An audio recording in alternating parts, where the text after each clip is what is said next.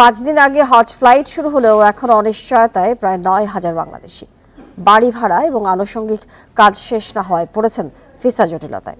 এজন্য এজেন্সিগুলোকে দায় দিচ্ছেন হজযাত্রীরা। 2 দিনের মধ্যে জটিলতা কেটে যাওয়ার আশ্বাস দিচ্ছে হজ অফিস এবং হাব। সোমবার বিকেল পর্যন্ত হজযাত্রায় সৌদি আরব গেছেন প্রায় 17,000 বাংলাদেশি। পেপসোডেন্ট চার্মিচেক 12 ঘন্টা জীবাণুদের সাথে লড়াই করে দিবে ডায়াবেটিস থেকে সর্বাধিক সুরক্ষা। ধর্মপ্রাণ মুসলমানরা এভাবেই মহান সৃষ্টিকর্তার কাছে হাজিরা দেন হজের মাধ্যমে। লাভবাহিক ধ্বনিতে মুখরিত হয় পবিত্র মক্কা নগরী। এবছর বাংলাদেশ থেকে হজযাত্রী মোট 85,000। রাজধানীর আশকোনায় হজ ক্যাম্পে চলছে তাদের ইমিগ্রেশন সহ নানা আনুষ্ঠানিকতা। ভোগান্তি ছাড়াই কাজ শেষ হওয়ায় স্বস্তি হজযাত্রীদের। গুনাহখাতা মাপ, আমাদের দেশের সমৃদ্ধি সব মিলায় আমাদের চাওয়া আর কি। বাকি জীবনটা আমরা যেন ওনার আল্লাহ তাআলার নির্দেশ মতো চলতে পারি। জীবনে আশা ভরসার উপরও যেন জাহান্নাম থেকে জান্নাত পাই, এই আশার উপরে আমি হজ করব।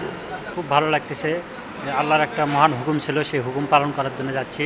আল্লাহ যেন সফলভাবে আমাদেরকে কাজ করার তৌফিক দান করেন।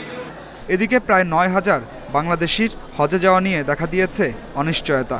বাড়ি ভাড়া ও আনুষঙ্গিক কিছু আনুষ্ঠানিকতা বাকি থাকায় ভিসা হয়নি তাদের। যদিও নির্ধারিত সময়ে নিবন্ধিত সব হজযাত্রীকে সৌদি আরবে পৌঁছানোর আশ্বাস হাব ও হজ অফিসের। সম্মানিত হজযাত্রীগণের সুবিধার্থে সহযোগিতার জন্য 500 সেখানে ভলান্টিয়ার নিয়োগ করা হয়েছে। ভিসা জটিলতা বা কোনো বিষয়ে এখন এগুলো নাই।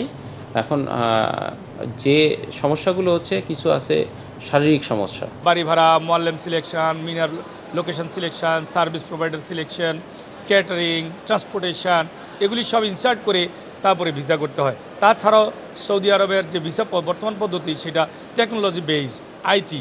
এখানে আইটিতে অনেক সময় আপনার সার্ভার ডাউন থাকে, ঠিকমতো পারফর্ম করে না। আমরা আগামী 2 দিনের মধ্যে সব ভিসা হয়ে যাবে। সোমবার 8টি ফ্লাইটে 3,200 হজযাত্রী জেদ্দার উদ্দেশ্যে ঢাকা ছাড়েন।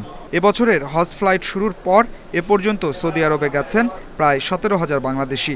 শেষ হজ ফ্লাইট আগামী 12 June. Adilur Rahman, independent news, Dhaka.